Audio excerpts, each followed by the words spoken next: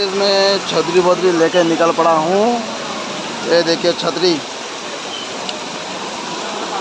और तो হ্যালো বন্ধুরা, ফুড উইথ ব্যাচেলার ব্লগে আপনাদেরকে অনেক অনেক স্বাগত জানিয়ে আজকে ভিডিওটা বানাচ্ছি, আপনারা দেখতে থাকুন।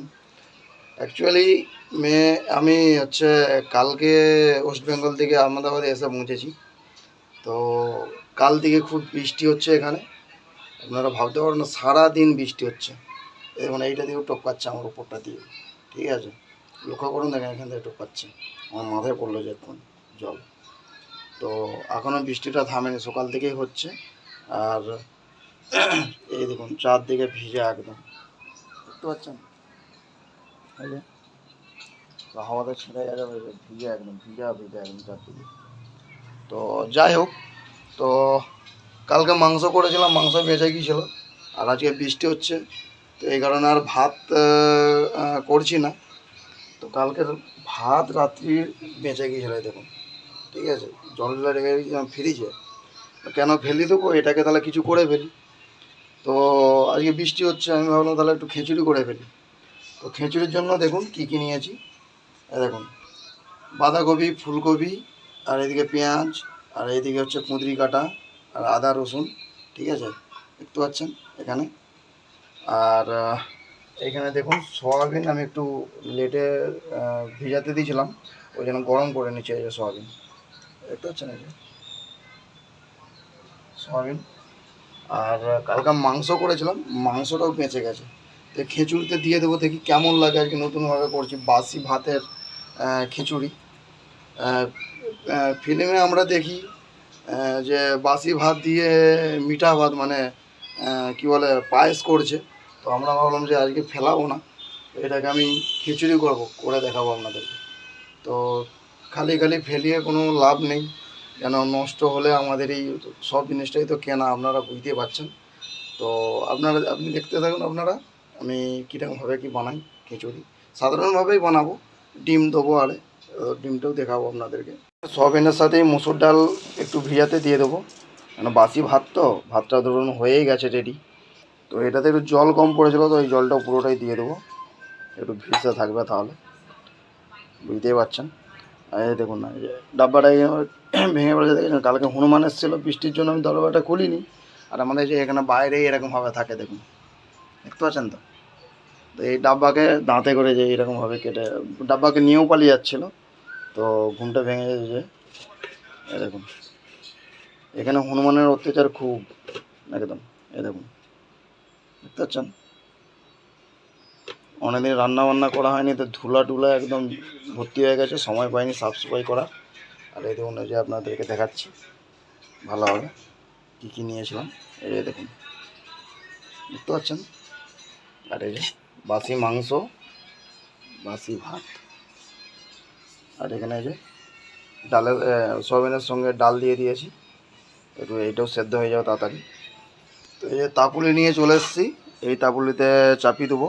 আর আমার যে এখানে মোটামুটি হয়ে গেছে, এবার বন্ধ করে দেবো এটাকে, নাহলে নামিয়ে নেবো এইটাতেই, কড়াতে। তো কড়াতে অল্প করে তেল দিয়ে নেবো, এই যে খালি পেঁয়াজ, একটাই পেঁয়াজ কেটেছি, পেঁয়াজের মশলা কষবো। আর হচ্ছে এই গ্লাসে আদা রসুনটা ঠুকে নেবো, এই দেখতে পাচ্ছেন, দেখুন।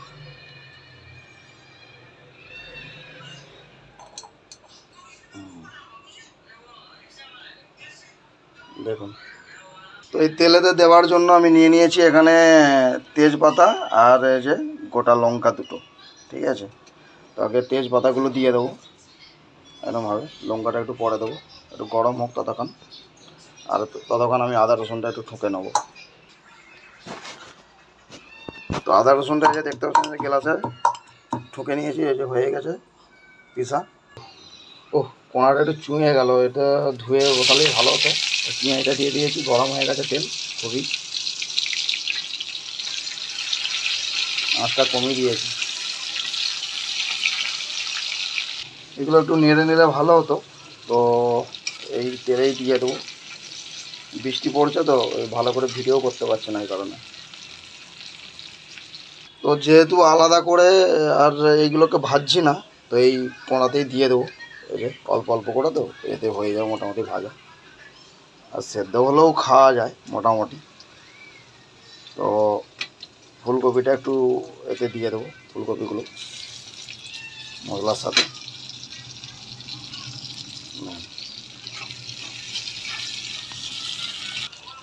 এক চামচ নুনটা দিয়ে নেবো, কেন তাদের একটু ভাজা হয়ে যাবে। 1.5 চামচের মতো দিয়ে দেয়, কেন নুন তো এখনও দিতেই হবে। হলুদটা আমি দিচ্ছি না এখন, কেন আরও জড়িয়ে যাবে কোঁড়াতে।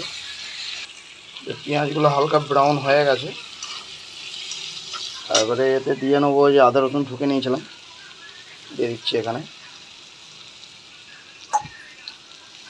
এবার একটু হলুদ গুঁড়ো লঙ্কা গুঁড়ো দিয়ে নেবো এতে। এই হলুদ লাগবে এখনও, তো একবারেই দিয়ে নেবো হলুদটা। আর 1 চামচই লঙ্কা দেবো, লঙ্কাটা দেবো না।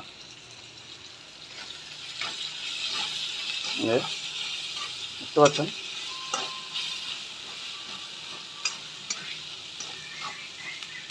এবার বাঁধাকপিগুলোতে দিয়ে দেবো এতে, বাঁধাকপিগুলো।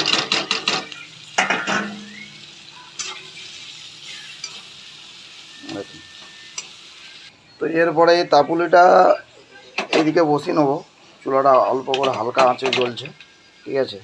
এতে একটু হালকা তেল দিয়ে নেবো,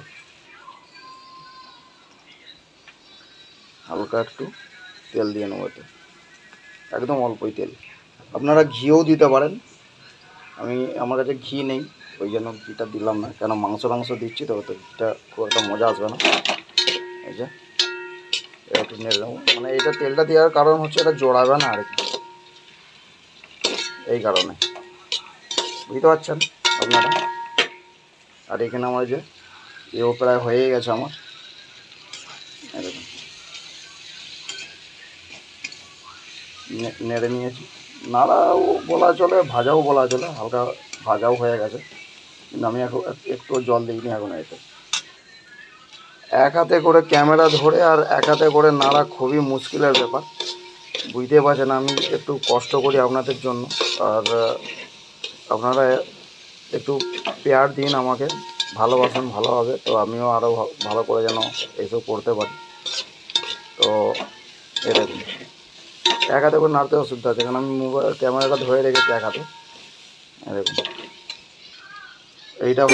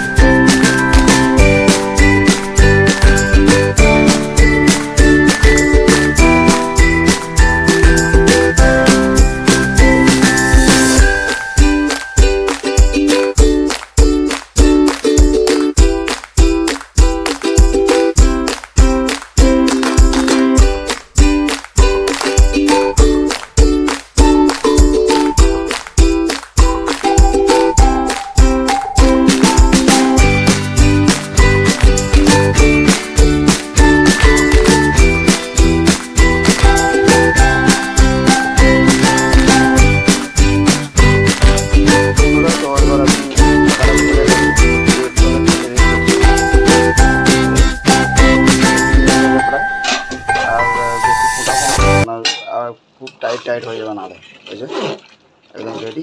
এই দেখুন, তাই চালগুলো সব গলে গেছে ভাত, বুঝতে পারছেন বন্ধুরা। তো আমার ভিডিও কেমন লাগে আপনারা অবশ্যই কমেন্ট করে বলবেন। আর খিচুড়ি আমার একদম রেডি, এবার বন্ধ করে দেবো, নাহলে একদম টাইট হয়ে যাবে নিচে, তাই বসতে চালু হয়ে গেল। এই দেখুন, দেখতে পাচ্ছেন, এই দেখুন।